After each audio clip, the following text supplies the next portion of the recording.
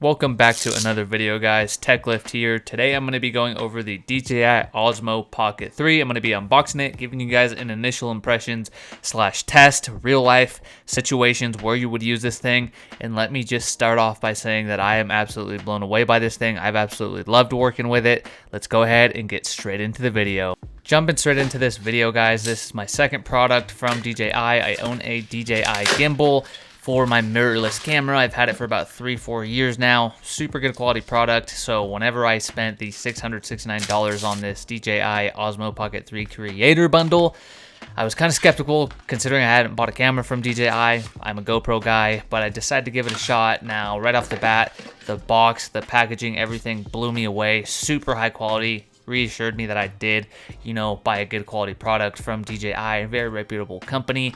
Like I said, the little baggie that everything came in was super high quality. The first thing I pulled out was the actual case for the actual Osmo Pocket.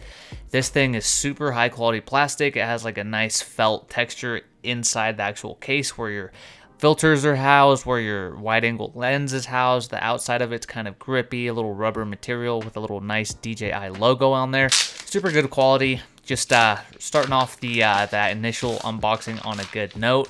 Next was the actual bag. This bag, man, it's really well made, guys. It's nice and padded. You can rest assured that your gimbal is going to be nice and protected in there. Literally, I'm blown away by the quality of this little pouch. You can use this for other things as well, but definitely feel good keeping my Osmo Pocket in here. Now, pulling out the Osmo Pocket for the first time. Wow, this thing is really well made, guys. Super high quality, it feels like, in terms of, the grip and just how it felt in the hand. Now, we'll get to reliability and all that later, but in terms of quality, this thing is quality. I will say that. It feels nice and good in your hand. Doesn't feel like you're going to drop it or anything. Again, putting it in the little carrying case, it feels nice and protected. Nothing's really exposed that's going to break on it. Next on the list is the extended battery pack / grip. This thing goes on, it extends your grip, it allows you to hold it better, but it's also a second battery pack. So the Osmo Pocket alone is 166 minutes of operating time. If you slap on the supported battery handle, which I just showed, you're going to get an extra 103 minutes of operating time. So that's a total of about 3 hours, guys. Now, the smaller little grip extender isn't a battery, it's just to extend your grip and allow you to throw on the tripod, but you can go ahead and do that with an extended battery pack as well. Next is this DJI Osmo transmitter microphone. This is the version 2. I've been looking into getting one of these things, the version 1s, and I am super happy that this came with version 2, so it kind of knocked out 2 birds with 1 stone. USB-C charger, and then we have a little dead cat, little wind filter, pop filter for the mic, as well as the little carrying handle for your Osmo so you don't break it. So again, super high quality products here. The creator bundle, the value is insane. Absolutely just blown away with this. And again, I recommend it a ton. The battery, tons of storage, organization, perfect for this little thing, perfect for anyone shooting on the go. Next is the actual wide angle lens filter. This makes vlogging yourself super easy. Again, it just goes inside the carrying case. It's magnetized, it goes in there, it's nice and protected. Man, initial turn on of this thing, the little camera screen just flips up nice and easy. It just is so nice and crisp. Again, all this feels really well made, guys. The initial startup of it will prompt you to download the DJI Nemo app. It gives you some initial startup instructions. Super easy to follow along, guys. Next is this magnet. Again, this was kind of hidden, so if you guys did get the creator bundle, you guys better watch out for it because I didn't think it came with one. But basically, the mic comes with a clip. Let's say you have a position that you want to position it on your shirt in a kind of weird random way. You use this magnet. I was kind of worried I was going to probably drop or lose this thing. This magnet is super dang strong. I was having a hard time getting it off, so rest assured the magnet is good.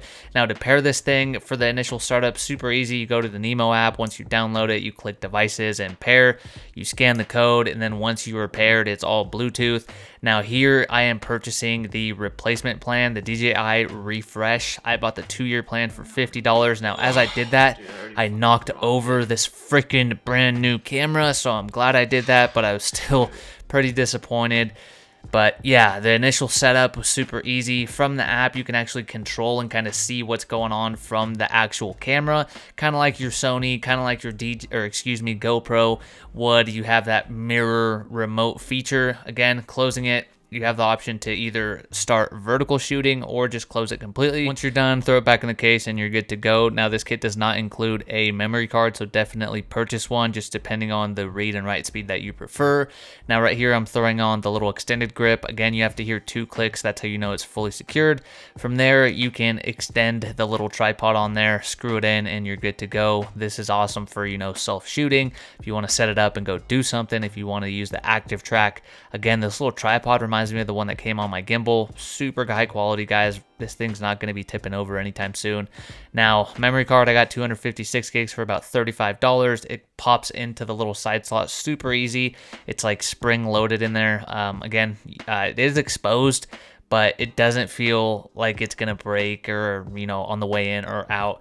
Now, initial recording thoughts, this is pretty much point and shoot. Super easy for anyone to use it. If you're kind of intimidated by this thing, don't be. Literally, as soon as you pop a memory card in there, it's as simple as pressing the red record button. It'll start recording. Other than that, you set it up and set your settings. I initially had it at 1080 60, switched it over to 4K 30. That's what I shoot on with my big camera, as you can see there, and I was good to go. Literally, other than the little initial activation, this is super user friendly, guys. That's why I could say this camera is recommended for just people who want to also just document their family and document their life. Super easy to use while still giving you the flexibility of having different manual modes. There's some different camera modes in here as well. Panorama, you got your photo, you got your video, you got time lapse, you have a hyperlapse option. Tons of different stuff to get creative with it. You can also do ultra low light and slow motion on here. It does 4K 120.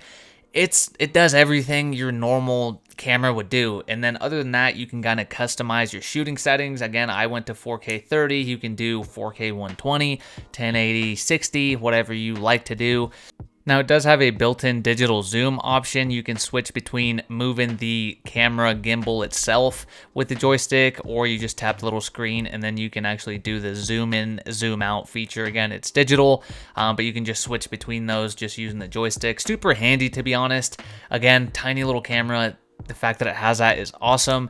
Super customizable in terms of the settings. You can get pretty deep. You can make it full manual, change your ISO, your aperture, your shutter speed, all that sort of thing. And yeah, other than how simple it is to use, you can also get pretty granular with the settings. Again, super easy to read interface. You can do your active tracking, your smile tracking. You have different custom profiles. You have mic settings. You have initial startup settings on how you want the gimbal to start up when you first turn it on. You have tracking. You have different gimbal modes. You have record settings, whether or not you want to start recording as soon as you open it up. Again, here you can either vertical shoot or shut down. It's super easy to use and user friendly on that front, so it's also good for that. Now, battery, it does have a fast charge option. I believe it goes from like 20% all the way up to 80 in like 15 minutes. Super easy to use, guys. You just plug and play. I use my iPad charger. Now, battery time, you get 166 minutes. 103 extra minutes with the extra battery handle. That's about 3 hours, over 3 hours of recording time, guys. Not gonna have to worry about battery with this thing. So freaking awesome. That's a huge selling point, especially when you're just on the go. Now, this is some footage from my ZV-E1 in the low light. You could see I blasted my ISO and it looked super granular and gritty. This is on the Osmo Pocket standard mode, not even the low light mode. I was freaking shocked and blown away. This was the first day that I had this thing. I just popped it on at night. I was like, hey, I want to see kind of what it's capable of. This is pretty hyped up feature. The fact that the low light is insane considering it's a 1-inch sensor. Man, was I blown away. My ZV-E1's a crop sensor camera, 16mm 1.4 lens, and even then this thing outshined it. This was with a ton of lights on. This is my dark garage in here. Initial recording settings, I just was blown away. That was very low lit and I could basically see everything. Now this is normally lit. Take the mountain bike out or take the dirt bike out. See how this thing does in harsh light during the day. In that clip you guys just saw there using the internal mic, I was talking pretty low, but I was really impressed by what it picked up. Now coming into the backyard, this is where I was completely sold and decided, hey, I'm keeping this little camera.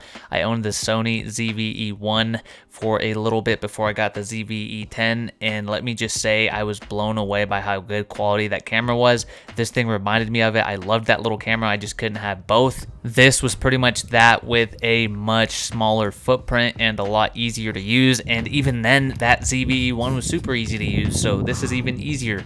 Brought out the mountain bike. Man, it's beautiful out here. Check it out. Now, getting out to the trail, guys, sheer portability of this thing, I absolutely loved it. That's why I wanted to buy this camera. I wanted a DSLR almost like quality, basically ZV-E1 quality in a GoPro size footprint. This is exactly that, guys, and look at this. No settings messed with at all, literally just 4K 30, no ND filter, midday. Look how good it looks. I'm absolutely blown away. Just threw it in this little pocket right here. Fits nicely, so good to go. Can see or not, but I've been all on that ridge, some of this ridge, just riding. There's a little track. I don't know if you guys can see that or not, but it goes all throughout the hillside. I just climbed this no trail just all along here, and now I am here. So pretty freaking dope being able to come to places like this and ride and just explore nature. It's about 65 degrees out here, Southern California. Absolutely awesome. All right, guys, out here riding some moto. Decided to bring the Osmo just to test it out. Currently using the 15mm lens. Whole point of me bringing this stuff out is because I just like to film in general, whether you are a tech guy, whether you're an adventure guy that makes adventure videos, you know, hiking, biking, cycling, you know, moto, even moto, you know, you just whip this thing out and start kind of vlogging on like a DSLR quality camera, excuse the hair. But also just like the everyday people that just want to shoot their lives, their family. Sorry guys, I'm keeping an eye out for some coyotes. I'm pretty sure I just saw some coyotes probably like 20 yards away from me. Couldn't tell if it was a big jackrabbit or a coyote, but just keeping my eyes out. But regardless, as you guys can see, I'm shooting back into the sun and I still look good. And regardless of, you know, whether or not you post videos online or not, this is a great camera just to be able to capture, you know, adventures, family vacations, trips, etc. So in general, this thing is tiny. I packed it in my moto bag. I literally just threw it in my Usui little lens goggle case right here, a little pocket there. But honestly, this thing would definitely fit right here on a bar bag, so easy access to that. And again, just to like document your rides. Maybe you're an Instagram person and you ride with a GoPro chin mount, which I don't have on my helmet currently, but let's say you get POV shots with your chin mount and then you want to like, you know, be vlogging and talking about your bike or your setup or your day, maybe even for YouTube. This is also great. And then also kind of like what I'm doing, just kind of documenting. This is currently a Sunday and I'm just kind of documenting, filming as I'm out and about. And again, this pertains to moto. It could be mountain biking, which I did yesterday. You guys saw that. It could just be you're out at the amusement park with your family or you're out at the beach with your family. This is also just like an everyday person's camera. We're past those tiny like little digital camera days. This is pretty much the future. It's tiny, it's low profile. You don't look like a weirdo with this huge camera setup.